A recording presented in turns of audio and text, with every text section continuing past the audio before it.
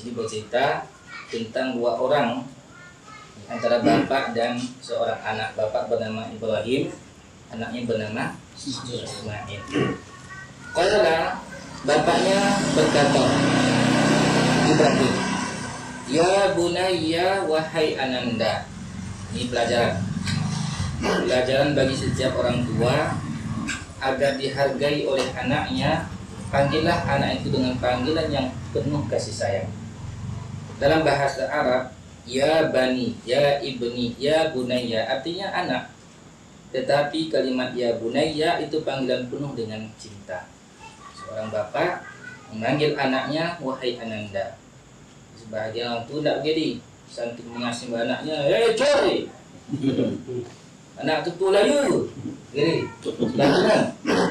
Tapi Ibrahim alaihissalam ingin mengajarkan kita semua bapak-bapak ketika ingin memanggil anaknya panggilan dengan panggilan yang paling disukai, paling penuh dengan kasih sayang.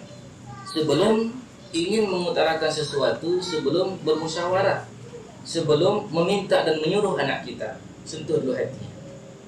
Setelah disentuh, orang siap untuk mendengarkan apa yang akan disampaikan.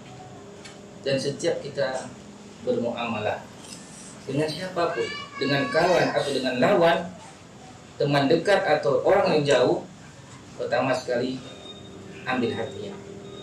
Kalau sudah ditundukkan hati seorang, diserahkan semua miliknya. Untuk memikat hati inilah yang sulit. Kata orang alas, muatkan hati lembu dengan pisau, muatkan hati manusia dengan perangai. Maka salah satu kelebihan dakwah Nabi kita Muhammad SAW bukan retorika, bukan Al-Quran yang pertama sampaikan, tapi akhlak. Dengan akhlak yang bagus, tidak bisa dipungkiri kebenaran yang dibawa. Sebelum Nabi SAW mendakwahkan Islam, dijuluki oleh orang yang suka dengan dia Al-Amin, terpercaya. Terpercaya itu akhlak. Sehingga beliau pun menegaskan, di samping telah terbukti beliau memiliki akhlak, setelah diangkat sebagai seorang nabi, beliau mengatakan innama bu'istu liutammima makarimal akhlaq. Kalimat innama dalam bahasa Arab itu yufidul hasr, membatasi, seakan-akan tidak ada tugas lain kecuali untuk akhlak.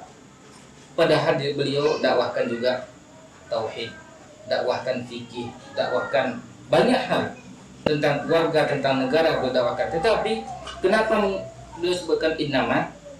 Karena ini menunjukkan pentingnya akhlak itu. Bahkan orang berakhlak bisa mengalahkan pahala qiyamul lail.